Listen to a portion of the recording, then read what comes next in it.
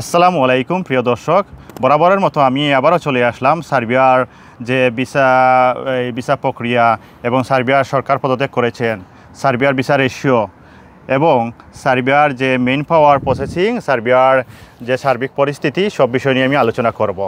তো আমি Mohammad Azizul Islam, mister Aziz 365 YouTube channel থেকে আপনাদের স্বাগতম। যেখান থেকে আমার ভিডিওটি দেখছেন এবং ভিডিওটি ভালো লাগলে লাইক, বন্ধুবান্ধবদের সাথে শেয়ার করে নেবেন এবং অবশ্যই আমার চ্যানেলটিকে সাবস্ক্রাইব করে নেবেন আর বেল আইকনে ক্লিক করে রাখবেন যাতে আমি ভিডিও আপলোড করার সাথে সাথে আপনারা পেয়ে যান। আর যারা সাবস্ক্রাইব করেছেন তাদেরকে অসংখ্য ধন্যবাদ। সো আর দেরি না করি আমি আমার মূল বিষয়ে চলে যাচ্ছি।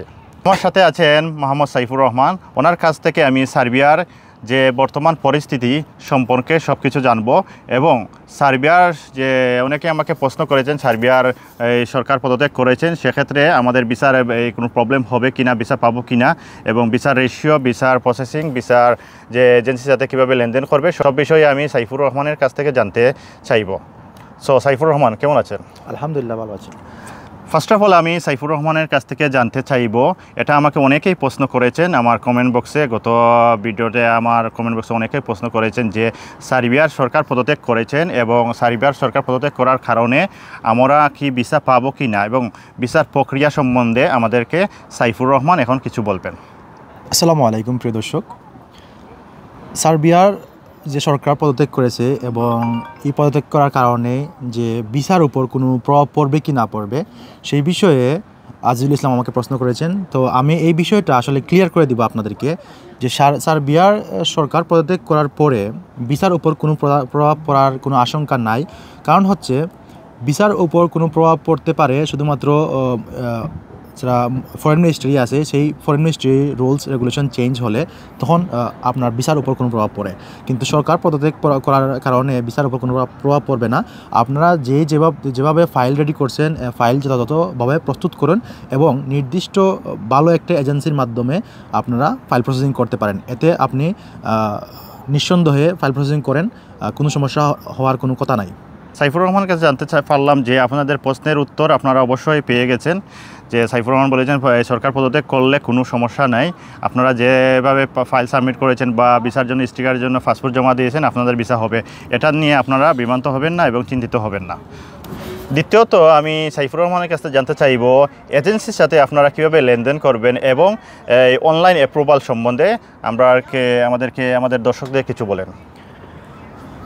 প্রিয় দর্শক, আপনারা জানেন যে এখন বর্তমানে সার্বিয়াতে অনেক ফেক এজেন্সি বা ফেক এজেন্ট এবং ফেক পারমিট হচ্ছে, অনলাইন ফেক হচ্ছে, সব কিছু ফেক হচ্ছে। সো আপনারা যখন আপনার এজেন্সির সাথে কন্ট্যাক্ট করবেন তাহলে আপনার যে লেনদেন করবেন সেটার অবশ্যই প্রুফ রাখবেন এবং লেনদেন করার আগে অবশ্যই চুক্তি করে নেবেন। তার আগে আমি একটা জিনিস বলে দিই যে চুক্তি করার পরেও যখন আপনার যে অনলাইন সাবমিট ফাইল দেখাইবে, পারমিট দেখাইবে, সব কিছু কিন্তু ওয়েলকাম টু সার্বিয়া একটা ওয়েবসাইট আছে, ওয়েবসাইটে আপনি আইডি পাসওয়ার্ডের মাধ্যমে চেক করতে পারবেন।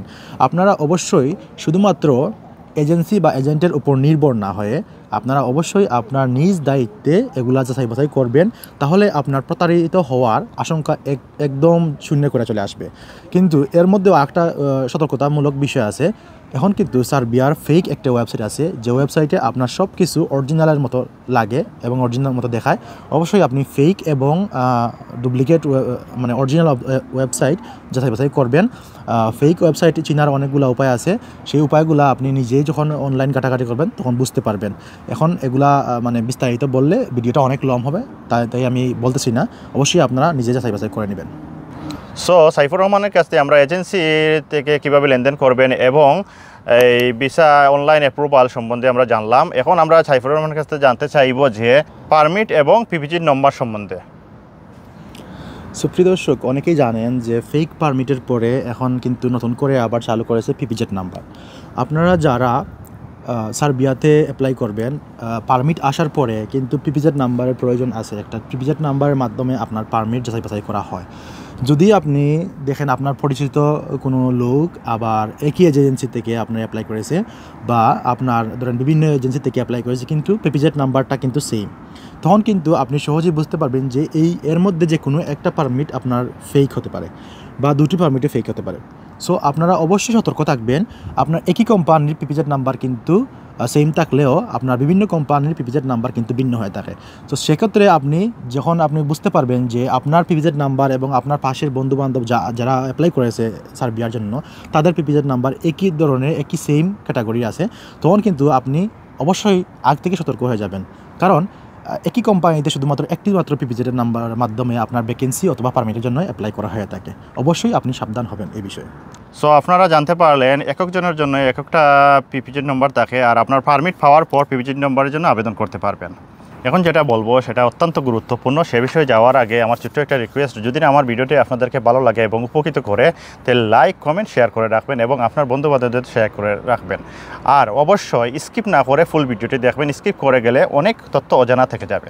এখন যেটা আমি জানবো সাইফুর রহমানের কাছ থেকে, সেটা হচ্ছে ভিসা রেশিও এবং স্টিকার। আপনারা যেভাবে স্টিকার লাগাতে পারেন অল্প সময়ে, বা স্টিকার 1 মাস হলে বা 2 মাস হলে কী হবে, সে সম্বন্ধে সব বিস্তারিত বলবেন আমাদের সাইফুর রহমান। তো প্রিয় দর্শক, অনেকেই কিন্তু বিভ্রান্তিতে থাকেন যে আপনার পারমিট এবং স্টিকার কখন আসবে, পারমিট আসার পরে আপনি যখন পাসপোর্ট জমা দিয়ে দিবেন কখন আপনার ভিসা স্টিকার হয়ে আসবে, আপনার পাসপোর্টে স্টিকার হয়ে আসবে। এই নিয়ে আপনি কিন্তু বিভ্রান্তির মধ্যে থাকেন। অনেক সময় অনেকে আবার চিন্তার মধ্যে থাকে যে এতদিন হয়ে গেল আপনার এই পারমিটটা ইস্যু হওয়ার পরে পাসপোর্ট জমা দিয়ে দিছি, কিন্তু এখন পর্যন্ত পাসপোর্টে স্টিকার সিল হয়ে আসে নাই, তখন কিন্তু আপনারা বিভ্রান্তিতে পড়ে যান। তো এই বিষয়ে আপনি অবগত থাকবেন নিশ্চয়ই, কারণ হচ্ছে আপনার 1 মাস থেকে 45 দিনের ভিতরে আপনার পাসপোর্ট জমা দেওয়ার পর থেকে 1 মাস থেকে 45 দিনের ভিতরে আপনার পাসপোর্টে স্টিকার লেগে চলে আসে। সো আপনি যদি 1 মাস থেকে 45 দিন হওয়ার পরেও আপনার পাসপোর্টে স্টিকার না লাগে, আপনি তো অনলাইনে অবশ্যই দেখতে পারবেন এই স্ট্যাটাস। যদি না লাগে তাহলে আপনি অবশ্যই অতি দ্রুত যত দ্রুত সম্ভব আপনি আপনার এজেন্সি বা এজেন্টের সাথে আপনি যোগাযোগ করবেন। এই বিষয়ে আপনি খুব সতর্ক থাকবেন, কারণ ফেক পারমিট হলে কিন্তু আপনার পাসপোর্টে স্টিকার লাগবে না। সে বিষয়ে অবশ্যই সতর্ক থাকার অনুরোধ রইল। নম্বরে যেটা আমি বলবো সেটা আপনাদের জন্য অত্যন্ত গুরুত্বপূর্ণ, যে এই মেইন পাওয়ার প্রসেসিং সিস্টেমটা। সো সেটা সম্বন্ধে আমি সাইফুর রহমানকে বলবো আমাদের দর্শকদের উদ্দেশ্যে কিছু বলার জন্য। আসলে ম্যান পাওয়ার হচ্ছে আপনার এমন একটি প্রক্রিয়া যাতে আপনার বাইরের দেশে যাওয়ার পরে আপনি ভালো করে কাজ করতে পারেন বা কাজে পারমিটে যাচ্ছেন, সেটা হচ্ছে আপনার মেইন পাওয়ার। কিন্তু এক্ষেত্রে যদি আপনি ভিসা পাওয়ার আগে, আপনার পাসপোর্টে স্টিকার লাগার আগে যদি আপনি ম্যান পাওয়ার জন্য অ্যাপ্লাই করে থাকেন, তখন কিন্তু আপনার ভিসার পরে আপনার কিন্তু বিশেষ করে জটিলতা পড়তে পারেন। তো সেক্ষেত্রে আমি আপনাদেরকে অনুরোধ করব, আপনার যেহেতু ফেক পারমিট হচ্ছে বা ফেক পারমিট হওয়ার পরে আপনার পাসপোর্ট জমা নিয়ে রাখছে এজেন্সি, সেক্ষেত্রে আপনার যদি আপনি ম্যান পাওয়ারের জন্য অ্যাপ্লাই করে থাকেন বা ম্যান পাওয়ার তৈরি করার জন্য আপনার প্রসেসিংয়ে থাকেন, সেক্ষেত্রে আপনার কিন্তু বিভিন্ন জটিলতা পড়তে পারেন শেষের দিকে।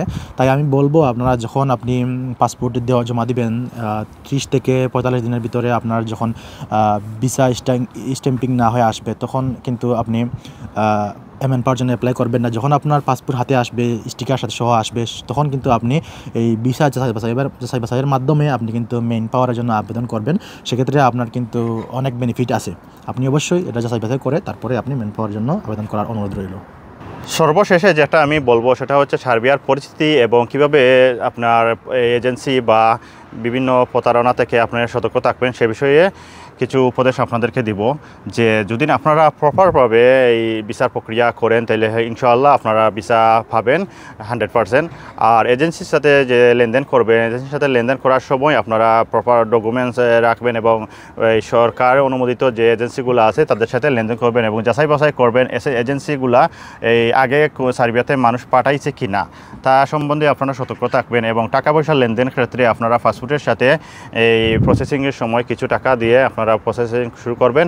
পরে অ্যাপ্রুভাল আসার পরে আপনারা অ্যাপ্রুভাল চেক করে যাচাই বাছাই করে পরে লেনদেন করবেন। এবং যারা ভিসার জন্য স্টিকারের জন্য আবেদন করেছেন, অ্যাপ্লাই করেছেন এবং যারা এমবেসি ফেস করতে পারতেছেন না, অবশ্যই এজেন্সিরা আপনার ভিসা লাগিয়ে স্টিকার লাগিয়ে নিয়ে আসতে পারবে, এটাতে কোনো সমস্যা নাই। কিন্তু অ্যাপ্রুভাল আসার পর আপনি নিজে যাচাই বাছাই করবেন, করার পর স্টিকার লাগানোর জন্য ওদেরকে পাসপোর্ট দিবেন।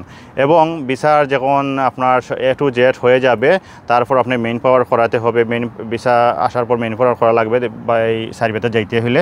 তো সেক্ষেত্রেও সতর্ক থাকবেন, টাকা পয়সা এটা আপনি নিজেই মানে খরচ করবেন।